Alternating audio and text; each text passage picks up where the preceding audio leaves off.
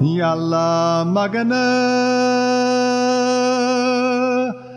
Yàlla màgg na. salaamaaleykum mbokk yi maa ngi leen di nuyu bu baax ci turu aji sax ji borom yërmande moom mi ñu may tey jii ñu mën a dundaat waaye tamit nekkaat ci jàmm ak mbégte ànd ak doole ak kattan ñu ngi koy delloo njukkal bu baax a baax ndaxte dafay ku gore dafay koo xamante ni kuy sàmm kóllëre la te bëgg képp kuy doomu aadama tey dund kon maa ngi leen di nuyu ci tur boobu noonu te di leen bége bu baax fépp waaye mën a nekk jàppal ne maa ngi leen nuyu bu baax te di ñaan borom bi wéy di la dooleel te di la jàppale ci lépp li nga xamante ni moom mooy say soxla kon mbégte mu rëy la ci ñëpp ñi nga xamante ni ñu ngi déglu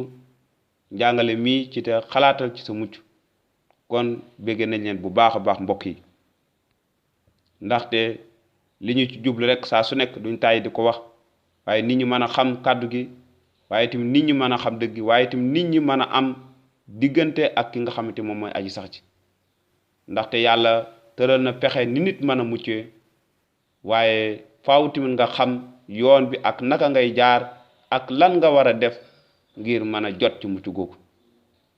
waxoon naa ko démb ne du may du jaay waaye yàlla daf la ko jagleel gratuite maanaam cig neen soxlawoo fay dara lenn képp la yàlla di laaj te doonu lu jafe mooy gëma rek li des maa koy def kon mbokk yi démb tàmbali woon nañ li nga xamante moom mooy dund gu bees ci nasaraan ñu koy wax la nouvelle vie tey dañuy jàllaat tamit ci fukkeelu ñaar poñ bi te laaj bi nga xamante ni moom moo méngoo ak li nga xamante ni moom mooy aaya bi te aaya bi ci boppam dañuy jox tontu bi mooy lan la yàlla maye nit ki nga xamante ni dafa gëm Yesu Christ lan la ko yàlla may lan la ko yàlla may mu am ko wala lan la ko yàlla jagleel nit ki nga xamante ni dafa gëm Yesu Christ lan la ko yàlla ci boppam jagleel kon am na lu ko yàlla jagleel te kàddu gi ci boppam moo ko wax kàddu gi moo ko wax waaye du mbir moo xamante ni nit ci boppam moo ko wax wala nit ci boppam moo ko sos waaye kàddu gi moo ko wax kon nañu déglu Yowaana saar 1 aaya 12 Jean chapitre 1 verset 12 mu ne teewul ñi ko nangu te gëm ci turam may na leen ñu am sañ-sañu nekk doomu yàlla lii la kàddu gi wax Yowaana mu ne teewul ñi ko nangu ñi nga xamante ni nangu nañ Yesu Christ te gëm ko ndaxte nit boo ko nanguwut mënoo koo gëm am na ñoo xamante ni bi Yesu Christ nekkee ci kaw suuf doon waare nanguwuñ woon koon nanguñ woon lépp li nga xamante ni moom la doon wax ràññewuñ woon ne ci yàlla la jóge wala yàlla moo ko yabal moo tax mënuñu ko woon a gëm mënuñu woon a gëm turam gëm ne ci tur boobu noonu la yàlla ci boppam jaaree ngir may leen ñu mën a mucc kon ñi ko nangu te gëm ci turam may na leen ñu am sañ-sañu nekk doomu yàlla may na leen ñu mën a am sañ-sañ boobu am sañ-sañ bi nga xamante ni moom la leen yàlla jox mbokk yi dafay tur bu neex ngir yàlla ci bopp may ñu sañ-sañ boobu ñu mën a nekk doomu yàlla